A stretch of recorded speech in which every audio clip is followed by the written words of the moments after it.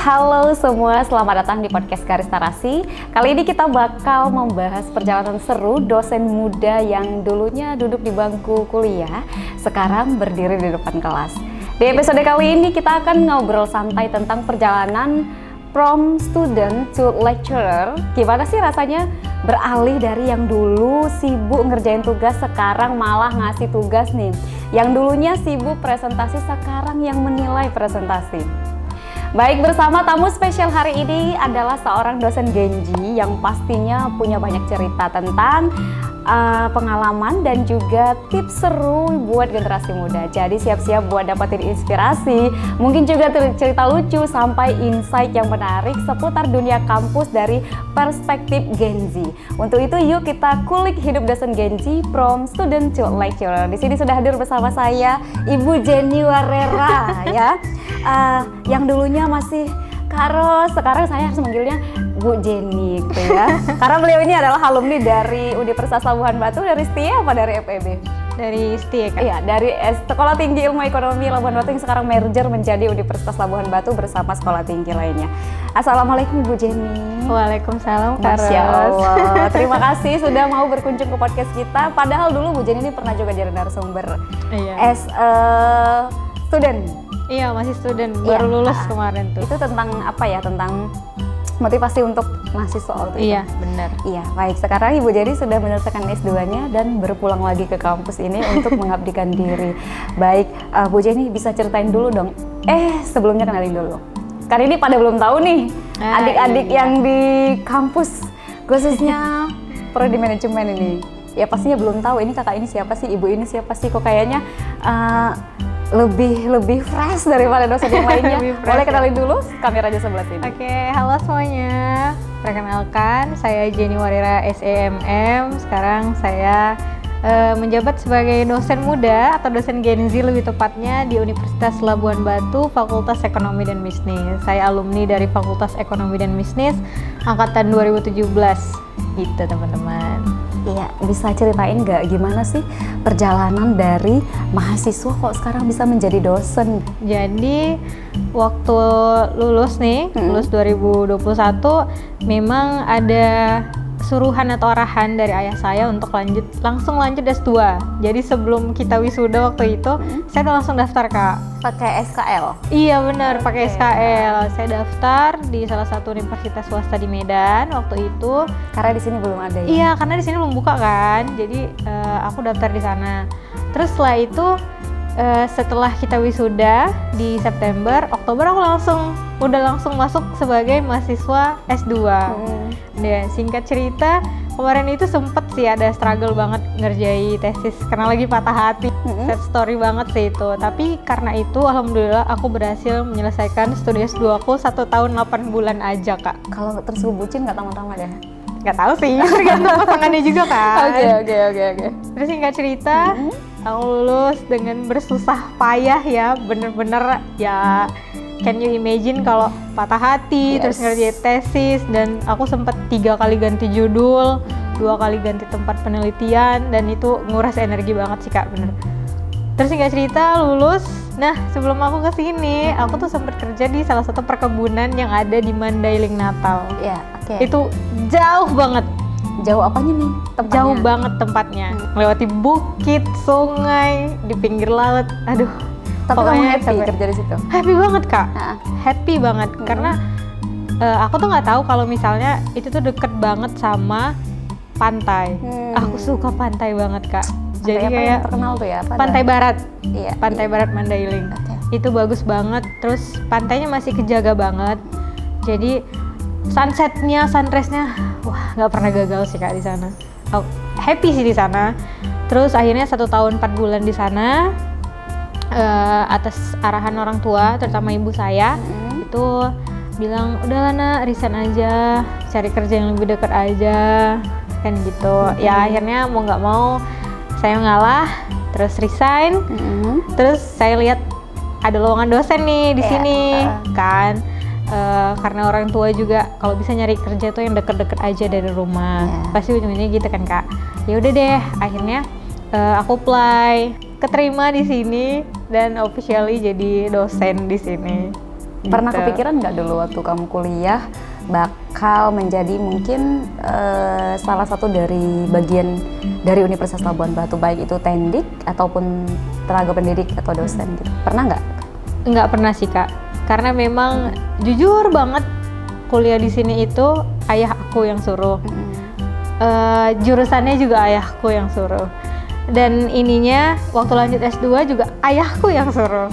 Jadi sebenarnya dulu tuh pengennya ya punya cita-citanya tuh jadi dokter spesialis anak gitu. Kan sekarang ngurusin anak-anak juga. Iya, ini lebih gede banget anak-anaknya ya. Iya. Tapi ya takdir berkata lain, kita sebagai manusia cuma bisa berencana, Allah yang melakukan semuanya. Ya udah deh. Bener-bener pada saat itu tuh waktu lagi ngambil S2 aku nggak ngerti sih Kak, passion aku di mana. Aku sebenarnya mau jadi apa itu aku nggak kepikiran. Waktu lulus S1 apa S2 nih? Waktu lulus S1, terus lulus S2 juga aku masih bingung ya? Aku mau kemana gitu. Makanya waktu dapat kesempatan kerja di perkebunan tuh apa emang karirku di sini ya gitu. Tapi ini bakal tetap jauh dari orang tua. Dan kalau kita di perkebunan tuh kan di kantor kebun kita ketemu orangnya itu aja, sekitar situ aja gitu kan Kak. Jadi ya udah kita mentok di situ gitu. Atau mungkin kalau ada naik jabatan, naik posisi baru deh ketemu orang baru gitu sih Kak. Tapi ya mungkin ini berkat doa ibuku. Balik lagi karena pengen anaknya kerja deket dari orang tua kan Kak, terkabul. Terus kamu menjalani sejauh ini ya, tapi memang belum terlalu lama ya, mungkin beberapa minggu mengajar. Kamu gimana perasaannya? Aduh, ini jujur banget, beda banget. Walaupun masih sama-sama Gen Z, tapi itu udah beda. Mereka ini Gen Alpha bukan sih? Masih Gen Z Kak. Masih Gen Z ya? Masih Gen Z kan. Jadi itu, aduh, beberapa minggu ini mengajar. Kemarin tuh aku sempat ngeprank mahasiswa. Aku sempat bikin video TikTok dan itu FYP di TikTok aku. Aku nyamar jadi mahasiswa di kelasnya Bu Nadila. Aku nyamar di situ. Dari sisi attitude atau tata krama itu beda banget sama kita dulu. Kita kalau pada masa aku ya Kak, yang aku rasain di kelasku dulu, kita baru masuk kenalan pasti kakak dari mana gitu. Ini nggak ada. Udah gitu waktu dosen menjelaskan mereka bisa scroll TikTok di meja. Oh my god, mereka nggak tahu kan aku posisi dosen. Pertama kali kamu masuk ke kelas itu persiapan apa yang kamu lakukan, atau kamu nggak ada persiapan sama sekali? Kan sama-sama Gen Z gitu, gue tahu apa yang mereka mau gitu ya. Iya, mungkin kalau nervous sih nggak terlalu ya Kak, karena memang alhamdulillah banget dari dulu public speaking aku, terus karena udah terbiasa ngomong di depan umum juga, jadi aku nggak terlalu berat sama hal itu. Tapi emang persiapin mental banget lah, karena aku nggak tahu nih Gen Z sekarang tuh gimana karakteristiknya. Aku nggak tahu sikap-sikap mereka sama orang baru, apakah mereka respectful sama orang atau enggak, itu sih. Terus aku ngejaga mood juga, karena cuman 1,5 jam memang, tapi kalau kita sebagai dosen yang nggak mood, itu mahasiswa pasti ngerasa gitu, nih kenapa nih Bu Jenny kok nggak mood gitu. Jadi setiap mau masuk kayak, oke Jenny, let's go, kita selesaikan hari ini. Selalu Kak memotivasi diri sendiri gitu loh. Padahal kamu Gen Z ya gitu ya kan. Kamu masih punya tantangan untuk menghadapi para Gen Z? Masih Kak. Oh masih ya. Oh my god, itu banyak banget. Yang di sini aku dapat ngajar tuh semester 7. Jadi udah semester tua ya, sorry guys. Jadi tantangannya tuh lebih ke apa ya Kak? Mereka tuh nggak bisa dikasarin. Kita nggak bisa jadi orang yang bosi tuh kayak kita tuh ngatur-ngatur mereka tuh nggak bisa. Karena Gen Z tuh nggak bisa kayak gituin Kak. Jadi emang harus terus dipelajari nih karakteristik Gen Z-nya itu sih. Dan ada beberapa yang ya some like goda-godain kayak udah nikah belum kayak gitu. Oh my god. Ya. Iya sih. Karena dia masih muda gitu. Bisa nih kalau biar nggak terlalu tegang kelasnya gitu. Iya sih Kak. Cuman kadang timingnya aja nggak tepat sih. Gitu. Kamu rasa bedanya apa sih ketika kamu menjadi mahasiswa Gen Z versus menjadi dosen Gen Z? Iya. Perbedaannya ya Kak, dulu waktu jadi mahasiswa tuh aku dan teman-teman sekelas ya Kak, kita itu sebelum masuk aja deh, itu hal kecil sih. 1 hari sebelum masuk, dosen itu kita udah follow up. Pagi Bu, besok Ibu masuk nggak? Jadi kita make sure kalau misalnya besok itu nggak ada jam kosong. Harusnya gitu kan ya? Yes. Terus tata krama ngechat dosen itu ada loh guys. Ya, say like good morning or assalamualaikum kayak gitu kan. Dan aku kedapetan kemarin mahasiswa, Bu izin ya saya nggak masuk. Lah kamu siapa? Saya nggak kenal kamu dari kelas mana, kayak gitu-gitu kan Kak. Terus sampai who are you? I don't know you, aku bilang kayak gitu. Karena nggak tahu. Udah, tapi di kelas aku berusaha nyampein kok sama mereka. Ada loh etika atau tata krama ngechat dosen untuk follow up dosennya datang atau enggak, itu ada. Itu harus kamu pelajari, nanti berguna di dunia kerja, aku bilang. Iya, itu masih menguras emosi nggak sih? Nggak kamu sekarang ini yang kamu rasakan?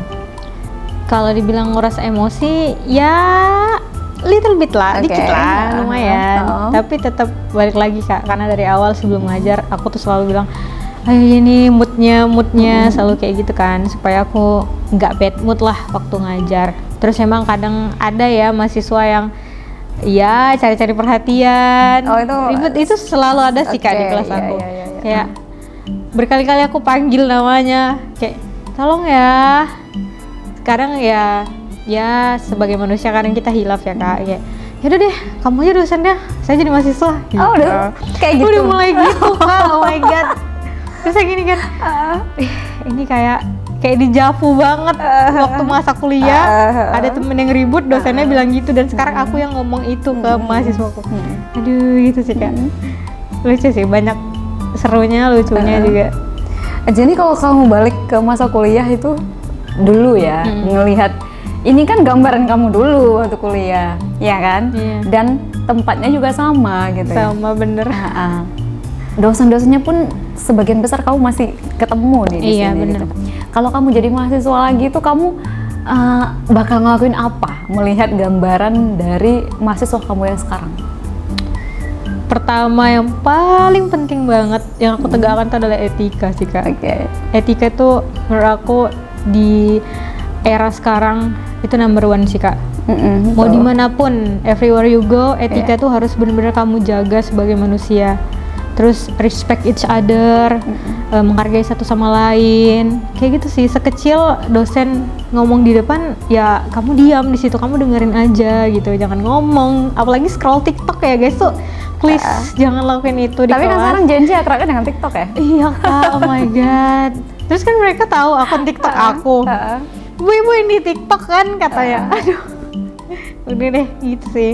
Kamu ada merasa nggak sih, ini mungkin balasan dari ya mungkin karmaku yang dulu, mungkin kadang instingin dosen. Kamu ada merasa gitu nggak? Kayaknya enggak sih Kak, karena emang ya kalau aku lupa ya aku minta maaf banget ya. Tapi dulu semasa jadi mahasiswa tuh kayaknya aku baik budi sih. Oh ya baik budi ya, bukan yang kayak bukan yang ribut-ribut gitu kan. Kayak kayaknya aku dulu baik budi deh. Tugas aku oke. Terus kalau ngechat dosen juga tata keramanya bagus. Terus kan waktu masa kuliah kan aku jadi sekretaris. Jadi sekretaris apa nih? Iya, sekretaris ini Kak kelas. Oke. Jadi selalu follow up dosen gitu kan, langsung bersinggungan dengan dosen gitu. Makanya sekarang lihat mahasiswa, aduh, gitu sih Kak. Tapi so far enjoy sih. Enjoy ya. Apa sekarang ini yang menjadi keunikan dari mahasiswa manajemen FEB?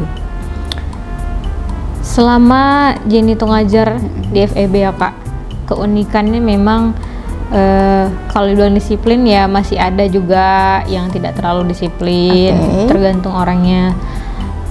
Ya so far sih kedisiplinannya masih oke. Alhamdulillah. Masih ya. alhamdulillah banget ya guys ya. Ini mahasiswa saya kalau nonton nih yang telat-telat ya mohon diperbaiki ya guys.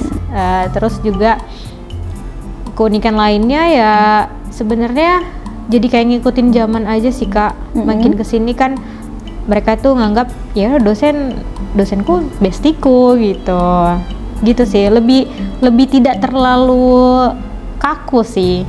Kalau menurut kamu menganggap dosen sebagai teman atau istilah sekarang tuh bestie itu sah-sah aja nggak sih? Kalau aku sebagai dosen muda sih Kak, it's okay kalau mereka nganggap aku temen. Tapi tetap kita tuh punya boundaries atau batasan ya. Walaupun dia nganggap saya itu sebagai temennya atau bestinya, tapi jangan lupa saya tetap dosen kamu nih gitu. Jadi bukan misalnya aku temenan sama kakak nih gitu kan. Terus ya udah kita bestian aja. Tapi kan kalau di kelas aku tuh dosennya kakak gitu kan. Harus tetap menghargain lah. Oh iya ini dosen aku. Tapi kalau misalnya di luar kita nongkrong atau ngopi bareng ya it's okay gitu. Seru sih sebenarnya. Nggak terlalu kaku kayak kami zaman dulu Kak.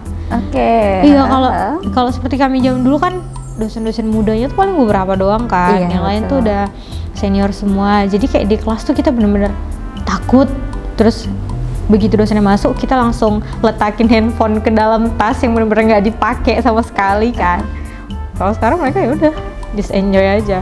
Cuman emang setiap masuk insya Allah aku selalu ingetin sama mereka untuk tentang tata krama, etika, terus gimana cara menghargai orang lain. Itu sih Kak yang aku selalu ingetin sama mahasiswa aku. Kebetulan kan aku dapat mahasiswa tuh kelas semester khusus ya, semester 7 khusus. Yang isinya ada ibu-ibu, ada bapak-bapak kan. Aku selalu izin Pak, izin Bu, selalu gitu kan. Nah ini tantangan kamu gimana nih sebagai dosen yang tadi tuh hampir usia sama, sekarang usianya di bawah jauh berbeda daripada mereka. Gimana kamu sebagai dosen Gen Z yang anakku pun lebih tua dari kau, mungkin itulah mereka ngomongnya, berpikirnya kan seperti itu. Namanya orang udah kerja capek ya kan, pasti ada aja tingkah lakunya di kelas yang mungkin membuat dosennya jadi nggak nyaman gitu. Kak. Ini gimana kamu ngadepinnya? Sejauh ini sih paling tuh Jenny tuh selalu bilang izin ya Pak, izin ya Bu gitu. Yang menghargai banget lah karena Jenny tuh ngelihatnya kalau ini hampir sama nih usianya seperti ayah dan ibuku. Aku harus memperlakukan mereka ya udah jelas pasti beda sama mahasiswaku yang seumuran aku mungkin ya Kak. Dengan yang udah jauh umurnya di aku, pasti aku perlakukan beda. Tapi tentang kewajiban seperti tugas dan segala macam aku selalu sama, nggak aku beda-bedain. Insya Allah berlaku adil Kak. Tapi aku tekanin lagi sama mereka, Bapak Ibu kalau ada yang mau ditanya silakan aja chat saya aja nggak apa-apa. Insya Allah kalau saya bisa bantu, saya bantu. Gitu sih Kak. Jadi kayak ya memposisikan diri sebagai orang yang helpful banget lah, yang bisa ngebantu orang. Diberikan amanah untuk mengajar kelas khusus gitu. Itu kan struggling banget ya kamu dari yang tadinya mungkin tidak terlalu beda usia, ini sekarang beda usia di satu minggu yang sama. Kamu bakal merubah mood kamu setiap hari gitu kan ya. Bener. Juga merubah juga cara mengajar sudah pasti. Itu kamu nggak ada protes gitu atau mungkin meminta tolong ke pihak yang berwenang di fakultas, boleh nggak usah saya aja yang ngajar gitu?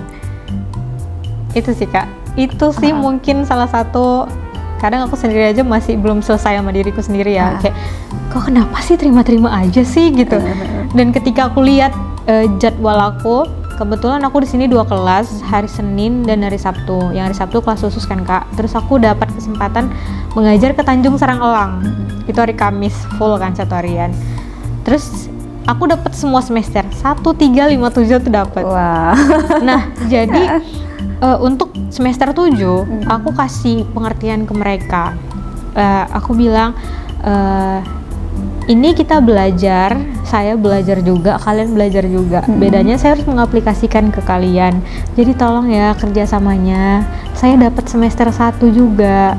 Dan itu masa peralihan dari SMA ke kuliah kan sangat berat ya Kak. Iya betul. Itu bener-bener culture shocknya itu luar biasa dari mereka yang tadinya pakai seragam sekarang nggak pakai seragam. Itu udah mau mempengaruhi psikologis mereka kan. Iya Kak, bener. Aku masih follow ini. Iya. Gitu Jadi ya. aku lebih memfokuskan sama mahasiswaku yang semester 1 di Tanjung Sarang Elang. Karena emang menurut aku butuh perhatian lebih untuk ke semester 1 dan 3. Kalau 5 dan 7 kan mereka sudah terbiasa ya Kak, apalagi semester 7.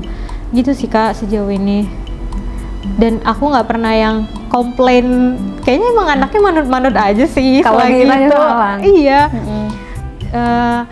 Dari aku pribadi juga nggak terlalu banyak yang komplain gitu.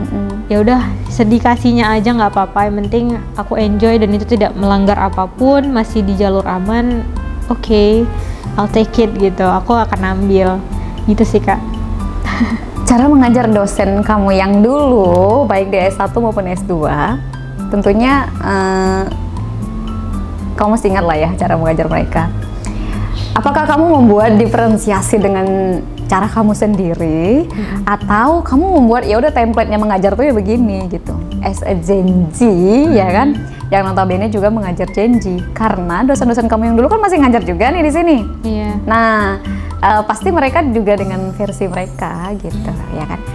Kamu menemukan nggak sih dari mahasiswa itu kayak kebingungan antara dosen baru dengan dosen yang sudah berpengalaman seperti itu? Ada nggak, Bu, Ibu kok gini sih ngajarnya? Kami nggak bisa begitu. Ada nggak protes dari mahasiswa?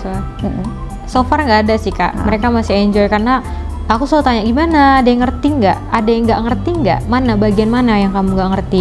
Dan ketika aku ngasih tugas itu, aku kasih format tugas. Jadi emang aku tulisin sama mereka, aku ketik, aku kirim ke grup WA grup kelas itu untuk jelas Kak, detail di situ, pemilihan fontnya apa, spasinya berapa, ukurannya berapa, aku buat sedetail mungkin supaya meminimalisir kesalahan. Itu tuh sebenarnya hal itu aku contek ya, dapat inspirasi lah dari dosenku dulu, Bu Elida, Sistem Informasi Manajemen. Ibu itu dulu kalau ngasih tugas itu Kak, sedetail itu. Jadi sebenarnya manfaatnya banyak. Kita sebagai mahasiswa dituntut untuk membaca dengan teliti. Kan ya kita tahu ya Kak, sekarang banyak orang yang malas membaca, krisis membaca. Sukanya dengar TikTok aja. Iya, sukanya mendengar aja gitu. Dan seringkali kalau kita dengar itu belum tentu kita dapat poinnya. Makanya aku putusin untuk kayaknya apa yang dulu Bu Elida lakuin sama aku waktu aku jadi mahasiswa, ini bisa aku pakai nih. Aku bisa memodifikasi lah ya, memodifikasi jadi lebih baik lagi. Terus aku terapkan ke mahasiswaku sekarang. Dan alhamdulillah mereka paham-paham aja. Tinggal lihat nanti hasilnya minggu ini mereka kumpulin tugas, aku mau lihat ada kesalahan atau enggak. Karena emang udah detail banget sih aku tulis di situ. Kayaknya mereka Gen Z sekarang ya Kak, kurangnya inisiatif sih menurut aku. Oke. Jadi kamu sebagai dosen yang Gen Z Tahun tinggi ya. Gen Z tahun tinggi dengan Iya. Gen Z yang hampir di perbatasan alfa nih Iya, ya. bener. Ini kan hampir peralihan Iya, ya, peralihan. mau ke alfa ya. Apa inisiatif kamu sebagai dosen tersebut? Wah, Udah menemukan pertanyaan belum? berat banget sih. Itu Kak, seperti yang aku bilang, nggak capek-capek dan nggak boleh capek untuk selalu ingetin mereka. Itu sih, kayak seperti itu, kayak kita tuh selalu, misalnya nih Gen Z tahun peralihan diem, kita ayo gitu, kita colek-colek supaya mereka tuh ada inisiatif. Oh, oke. Mereka tuh harus ada yang ngajak. Iya, jadi Harus kan dulu selalu ada aktif yang juga ngajak. ya waktu jadi mahasiswa Iya. ya. Banyak kegiatan. Banyak kegiatan, MC, terus di sisi acara juga kan. Jadi terus mereka juga bukan orang yang aktif juga, beda lah. Beda memang Kak. Itu sih tantangan terberatnya, kayak ya udah emang udah zamannya beda woi gitu. Iya, jadi kita yang harus Iya, sampai kadang aku tuh mau keceplosan juga kayak nggak gitu woi gitu kan. Nanti mereka ketawa, iya loh Bu gitu. Gitu sih Masya ya. Allah.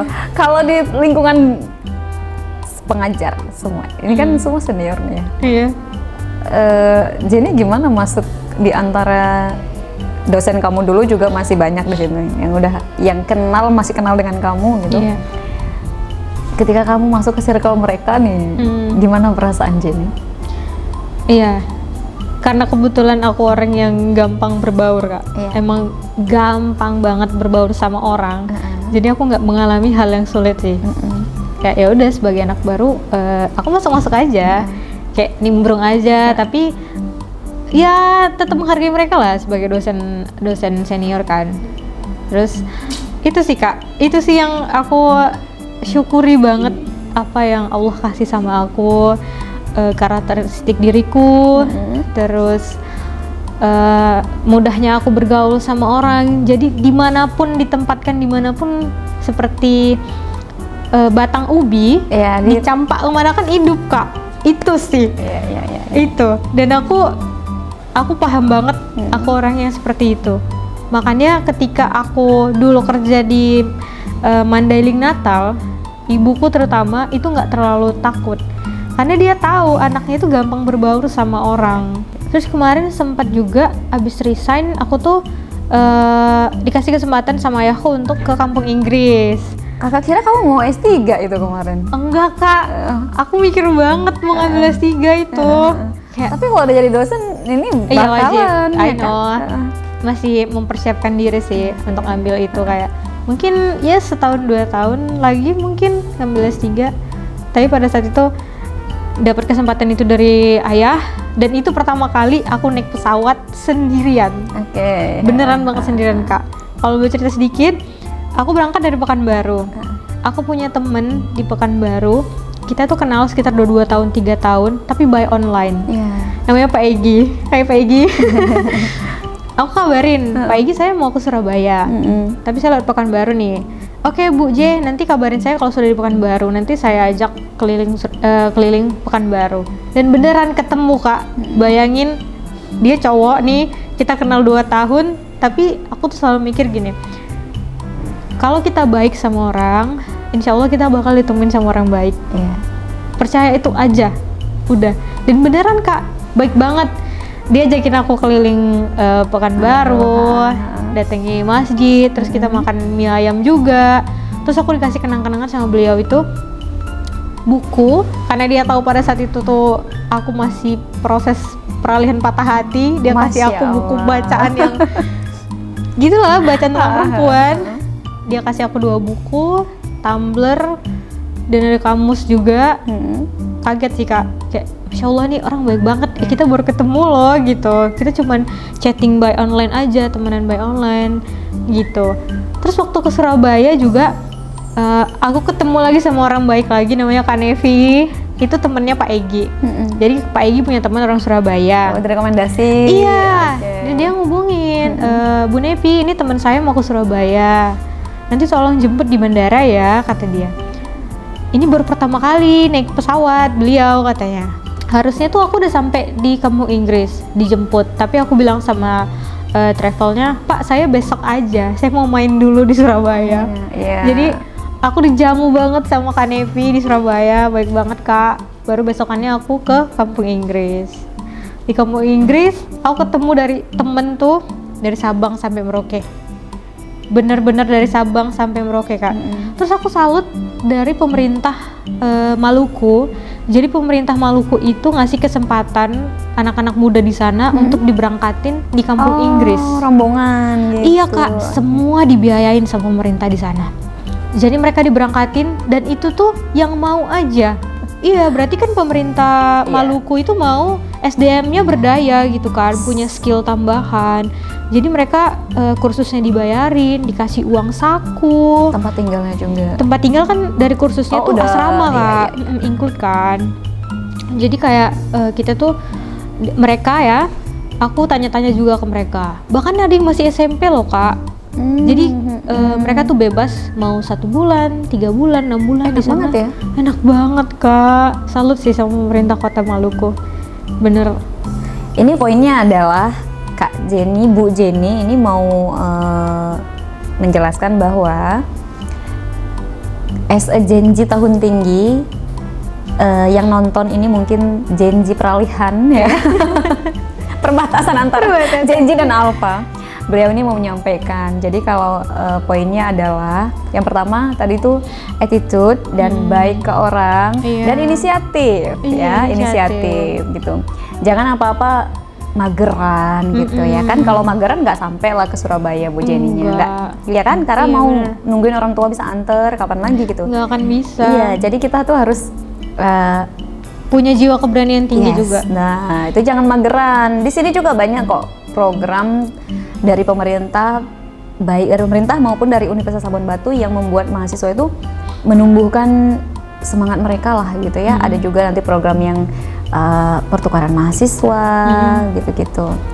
udah banyak sih. Jadi kalian as a Genji Pralihani dekatin ini dosen kalian yang mungkin lebih sabar menghadapi kan. Sih.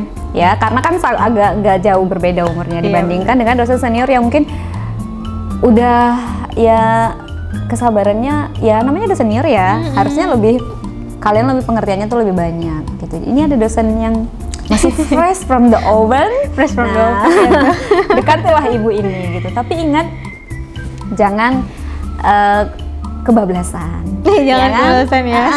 Harus ada batasan juga antara mahasiswa dan dosen. Kamu punya goals nggak sih Bu Jenny untuk diri kamu sendiri? Aku harus menjadi seperti ini selama berada di kampus ini. Aku harus melakukan ini. Aku harus mencapai ini. Kamu punya goals nggak? Atau sampai aku tuh disebut dosen yang profesional oleh mahasiswaku. Jadi kalau aku disebutkan namaku, mahasiswaku langsung oh Bu Jenny gitu. Ada nggak sih kamu goalsnya diri kamu tuh mau apa nanti di sini? Iya Kak.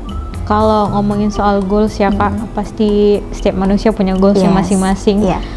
Cuman aku itu nggak terlalu yang harus gitu loh Kak goalsnya. Misalnya aku punya beberapa goals yang harus aku capai. Ya udah, yang penting aku berusaha dulu, berdoa dulu, aku usahain semaksimal mungkin. If one day goals itu nggak tercapai, aku jangan kecewa gitu. Mungkin Allah tuh punya cerita lain, Allah tuh punya takdir yang lain untuk aku yang lebih baik. Yang penting itu tadi Kak, yang penting kamu baik sama orang.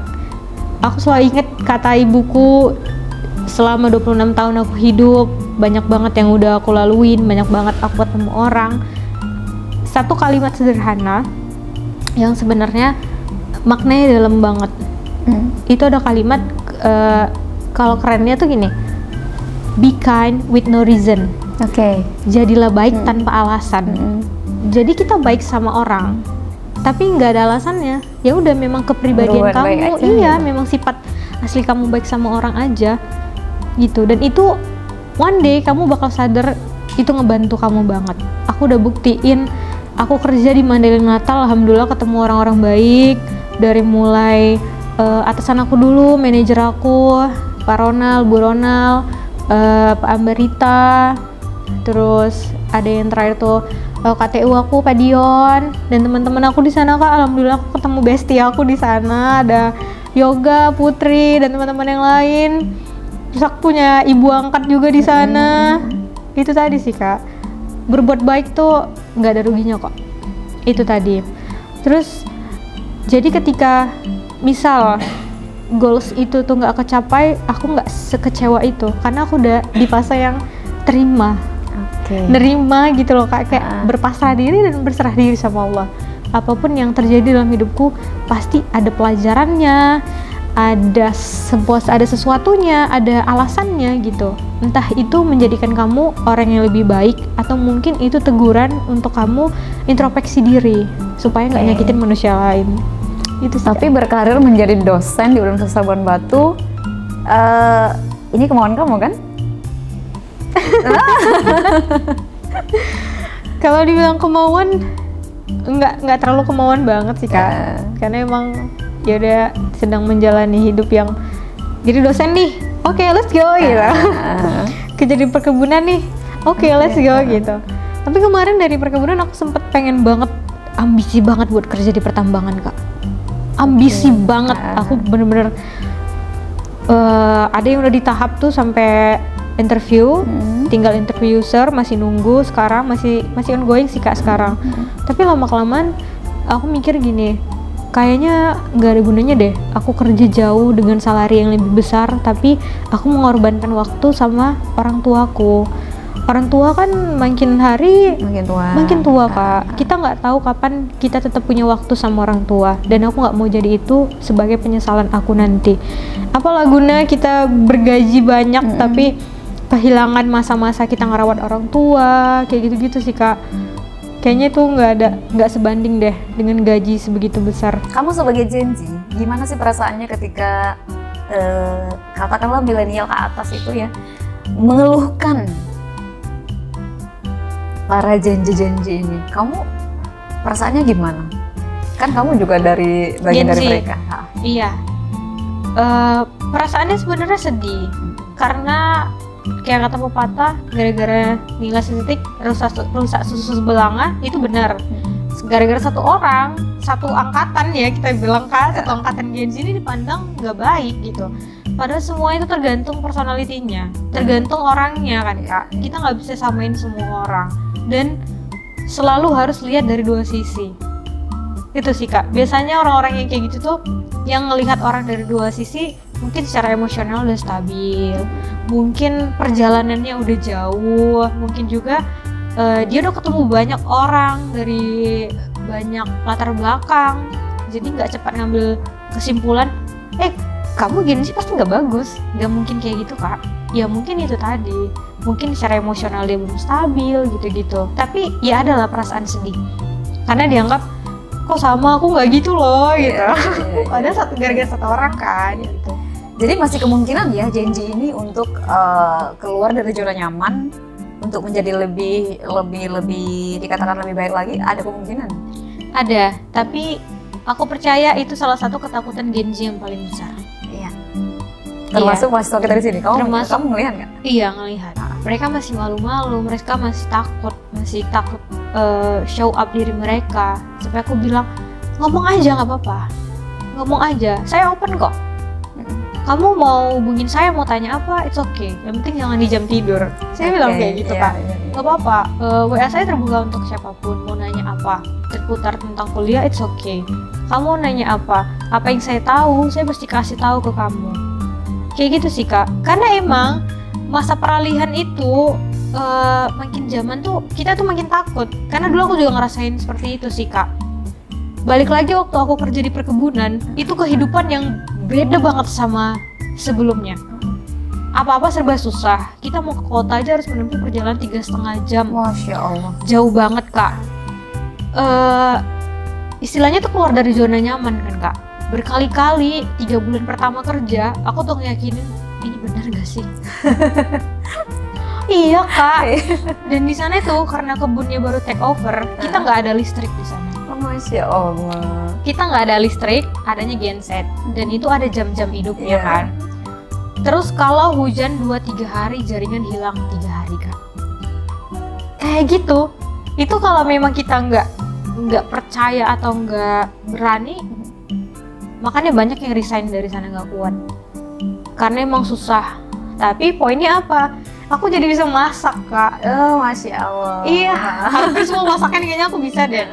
Karena mau beli jauh Iya. Kak. Kita harus keluar dari perkebunan tuh 1 jam, tanah kuning, kalau kemarau debu, hujan banjir, kayak gitu kan. Terus ngalami kebanjiran juga. Makanya waktu aku di Mandailing Natal tuh jatuhnya ke pelajaran hidup. Jujur Kak, disitulah pola pikirku, terus mungkin kepribadianku dibentuk banget. Dan fun fact, aku di sana jadi guru ngaji Kak. Oh, Masya Allah. Iya, jadi guru ngaji di sana. Terus aku nggak tahu ya kenapa di sana tuh nggak ada pelajaran bahasa Inggris di sekolah. Di SD tuh nggak ada. Jadi aku nyambi Jadi guru bahasa Inggris juga? Iya Kak. Kerja pagi kan, jam 7 sampai jam 5 sore. Nanti habis maghrib ngajarin anak-anak tuh ngaji. Habis sisa ngajarin mereka bahasa Inggris. Kayak gitu Kak. Jadi Bu Jenny ini bukan dosen Genji sebarang dosen Genji ya. Makasih. Udah banyak juga isinya melanglang buana juga ya. Iya. Udah teruji sebelum mengajar kalian juga sudah teruji gitu. Jadi sudah dibuktikan oleh Bu Jenny juga bahwa mahasiswa kalian tuh jangan terlalu takut ya. Dia udah open loh. Boleh ngechat ibu. Yang penting jangan jam tidur. Berarti jam tidur tuh jam 10 ke atas. Iya, 10 sampai subuh ya. Di mana lagi kalian temukan dosen mau berbesti dengan mahasiswa kayak gini, guys. Jadi ya bersyukurlah walaupun Bu Jenny ini sedikit sedih ya kayak gitu, karena dengan situasi yang saat ini Genji itu dikeluhkan oleh beberapa kalangan gitu kan. Tapi jangan worry kalian, karena pasti ada harapan sangat kalian tuh bangkit dari situ gitu untuk ya Bu Jenny sudah membuktikan udah survivalnya tuh di tempat yang nggak ada listrik sama sekali bisa janji loh ini gitu kan ya. Nah jadi jangankan menghadapi kalian di kelas guys, di hutan aja dia hidup gitu ya. Hidup bener Kak, hutan banget sih. Iya. Nah jadi kalian untuk lebih ingin kayak personal kalian tadi tuh mau membranding personalku nih, belajar sama Bu Jenny. Serap ilmunya, apalagi public speaking, beliau ini sudah dari zaman kuliah ya kita udah pantau lah ya gimana. Oh Jenny, oh gitu, udah, oh gitu lah ya, udah paham gitu lah. Karena memang untuk di depan kelas, depan podium, bahkan tadi sampai di dalam hutan dia udah bisa. Berarti memang udah terunci loh. Janji yang satu ini tuh nggak sembarangan, makanya terpilih menjadi dosen di Universitas Labuan Batu untuk menghadapi janji masa peralihan ya. Ya Jenny, apa nih yang mau kamu sampaikan ke mahasiswa zaman now ya kan? Nasihat dari janji sepuh ya. Janji sepuh. Nanti kalau kami milenial yang nasehatin, karena kan janji ini dia tuh kita harus paham mereka gitu ya. Yang benernya tuh sekarang begini loh, bukan yang bener ya, maksudnya budayanya tuh sekarang begini loh, kebiasaannya sekarang begini. Walaupun itu nggak benar, tapi udah menjadi kebiasaan. Ya kalian ngertiin kami aja gitu nggak sih janji ini? Karena saya melihatnya janji itu gitu. Iya, kita pelototin pun dia pelototin kita balik. Iya.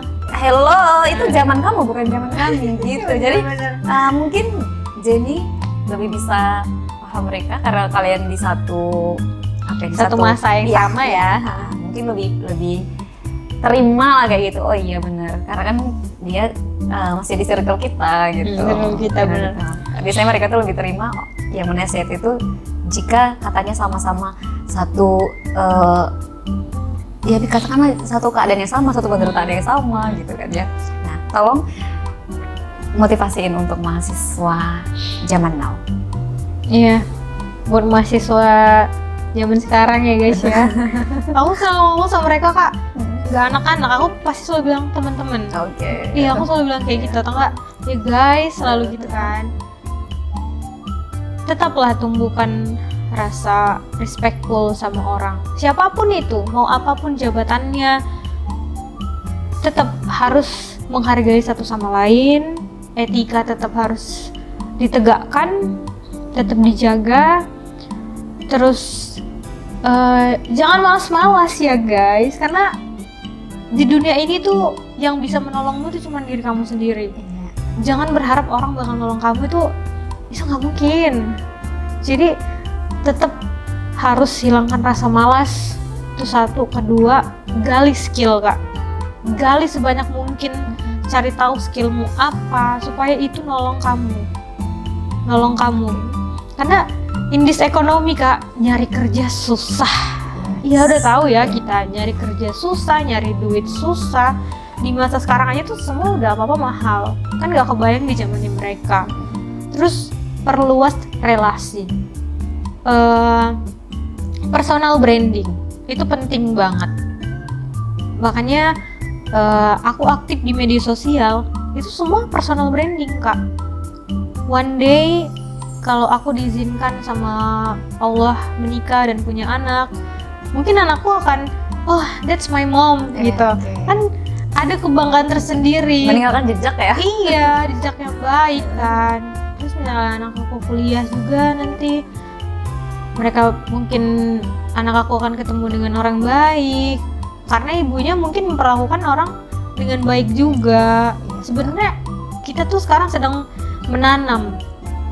Ya nanti metiknya sih wah anak-anak kita mungkin one day gitu Kak.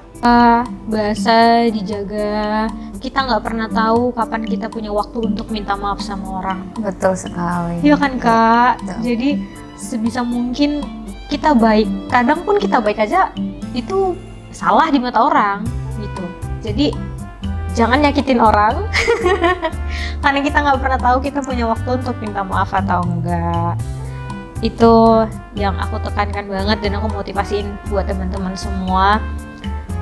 Personal branding diperkuatin, itu ngebantu kamu untuk cari kerja guys itu Iya, karena sangat- sekarang itu diminta akunnya ya, akun TikTok, Iya. Facebook, Instagram, kalau ada YouTube itu Betul. diminta ya. LinkedIn juga LinkedIn kan ini yang lebih yang lebih ini menjurus banget kan. ya, Heeh. LinkedIn. Jadi emang harus kita mulai melek teknologi sih. Jadi nggak ada tuh menurut aku Gen Z sekarang jangan introvert deh. Iya, karena Nah, itu akan ngebantu kamu. kayaknya introvert tuh bukan Gen Z deh. Iya kan. Iya. Tapi tetap ada aja orang Kayaknya yang semua Gen Z tuh jingkrak-jingkrak depan kamera enggak sih? iya kak sekarang masya Allah dosennya diajakin main TikTok loh. Oh, Masya Allah. Kayak gitu-gitu kan. Itu sih kak motivasinya. Ya, baik, kita udah setengah jam lebih ya ngobrol-ngobrol sama dosen Gen Z gitu. Dari dia menjadi mahasiswa sampai menjadi dosen, perbandingannya apa, dia dejavu, semuanya sudah diceritain. Semoga ini bisa membuat kalian untuk mengambil kesimpulan yang baik. Karena kan semuanya baik semua ya tadi di isi podcastnya, nggak ada yang nggak baik gitu. Jadi sekali lagi Bu Jeninya sudah mengatakan beliau open gitu kan ya, tapi ingat batasan. Pun ke semua dosen kalian harus begitu, jangan cuma sama Ibu Jenny ya kan. Iya kak benar. Nah kalau dosen yang lain bukan waktunya mengajar, bukan di jam kerja, tutup semua percakapan gitu ya. Kalau Bu Jenny selagi dia masih sendiri mungkin media, nanti kalau udah ada pasangannya ya nggak bisa juga. Jadi kalian manfaatin ya nih Bu Jenny selagi masih gadis ini. Dan yang saya tekankan lagi adalah beliau ini public speakingnya bagus. Nggak dekatin, karena public speaking ini kadang-kadang meresahkan Iya di kak. masyarakat yang bukan untuk hal yang ramai ya, untuk dosennya sendiri aja dia nggak bisa membangun Nggak bisa. komunikasi yang baik begitu. Benar. Nah ini Bu Jenny siap untuk kalian gerogotin ilmunya guys gitu. Boleh ya di mana aja, mau di kelas boleh, di kampus boleh sekali tentunya gitu. Atur waktu sebaik mungkin. Jadikan Bu Jenny ini sebagai teman kalian di luar kelas tapi tidak di dalam kelas. Oke, baik pemirsa, saksikan terus tayangan kami yang inspiratif di podcast ini. Sekarang ada dosen Gen Z, mungkin besok kita akan hadirkan lagi dosen Gen Z yang lain dari profesi yang berbeda, dari disiplin ilmu yang berbeda. Kalau sekarang ini manajemen, mungkin di fakultas lain juga banyak nih. Iya, Mungkin bener-bener. Gen Z-nya gimana Dosen ini? muda. Tantangan mereka menghadapi mahasiswanya pasti kan manajemen, mahasiswa FST, mahasiswa keguruan tuh beda ya tantangannya ya. Nah, saksikan terus tayangan menarik dari podcast Universitas Labuhan Batu bersama saya Rusnaina Nasution dan juga Jenny Warera undur diri. Wassalamualaikum warahmatullahi wabarakatuh.